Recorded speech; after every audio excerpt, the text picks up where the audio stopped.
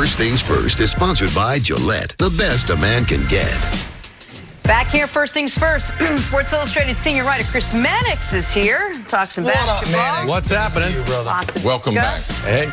All right, Chris MANNIX. Wise guy today. Easy on Talking trying to do game what I do. 4 for Golden State. A familiar face in a familiar place. Kevin Durant remains on the sideline, ruled out for tonight's game 4 against the Raptors. But Steve Kerr says there's a good chance he plays in game 5. And after missing game 3, Klay Thompson is a go for tonight as the Warriors try and even up the series at 2 games apiece. MANNIX, do the Warriors have the edge with Klay returning, but KD still out? Not until I see what Klay Thompson looks like in this game. I mean, immediately they're going to go at him and see if he can chase Danny Green around screens. I'd be surprised if Klay Thompson starts off on Kawhi Leonard. That's a little bit too much to ask coming off a hamstring injury.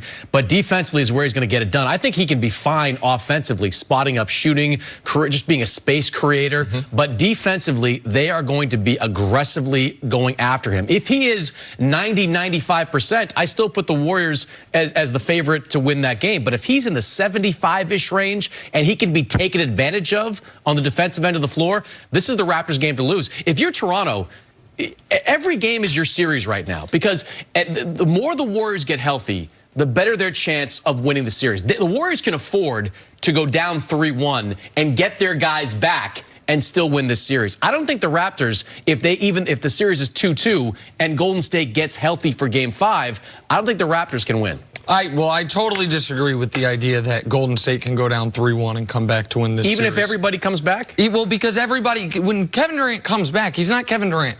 At least not initially. Maybe if he comes back for game 5, maybe by game 7, if you get there, you would have to then win game 5 with a lesser Kevin Durant, win game 6 with a somewhat lesser Kevin Durant. I also don't think you get 95% from Klay Thompson coming off a hamstring injury. I mean, I think that's the high end of what you would get. And so for me, I do believe the Warriors can win tonight with Klay coming back with no KD, but I also think they have to win tonight in order to stay alive. We shouldn't, just because twice in the 2016 playoffs teams came back from 3-1 down. You know this, but everyone should remember, it's happened 11 times in the history of the NBA playoffs. A team has come back from 3-1 down. It's like 11 and 258, something like that. It's an absurd number. And so the Warriors got to win tonight, and the question will be about defense.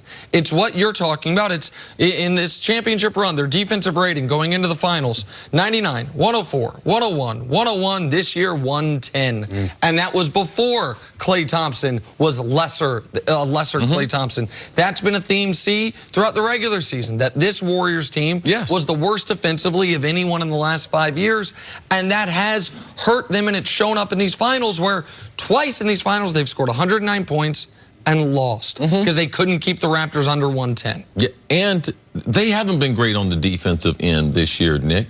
But also, with the injuries compiled for them, they lost the Hampton 5. I mean, remember how we used to talk about those minutes that the Hampton 5 were playing? They're like a Harlem 5 now, not the Hamptons, bro. Like, they are struggling. Kevon Looney, him being out of the lineup, as the series goes on, it's getting bigger and bigger, because from a defensive standpoint, Klay, I believe, is going to be hampered on the defensive end. And from a center standpoint, now they are putting 2 guys who are a liability who have to split up them 48 minutes. And that's in Andrew Bogut and that's in Boogie Cousins. Now they can't hide the center position. They can't play small. So Steve Kerr is limited with the things that he can do. And I just believe that the whole KD thing, because I took that from Klay's interview. And the interviewer did a good job, said, well, what if KD, and you could see his whole disposition just change. Well, what if KD's not there? He's like, wow, we're probably the underdog because this is a really good team. And Steve Kerr and them keep moving it off. Oh, he's traveling with the team. Great news to game number 1. No, that wasn't no great news. That's the only thing they could do. They couldn't leave KD at home, games 1 and 2. And now with the series, I'm like you. this is the most important game in franchise history for the Raptors, because if they win, I want to force Kevin Durant on the court for the next game in a must-win game number 5. But it's also so important because you want to avoid anything resembling some sort of trap game. If you're Nick Nurse, you want to make sure this team goes out there assuming Klay Thompson's 100% and that KD is there to play in game 5, because it would be too easy. Yeah, they got so much from everyone around Kawhi, but that's because the Warriors weren't 100%. It's a fake sense of confidence if Nick Nurse doesn't have that team ready to go. Yeah, and I think they will be. I mean, everyone in that organization understands the opportunity that they have right in front of them. I mean, look, they came into this final series with confidence because I think, you know, in spending the entire Eastern Conference playoffs talking to them, that they believe they were criminally underrated throughout the course of the entire playoffs. They believe they were on Golden State's level. But you go into this series and now you don't have Durant, and whatever Klay Thompson turns out to be in game 4, this is a kind of opportunity that never comes around for a team like the Toronto Raptors in sports. They have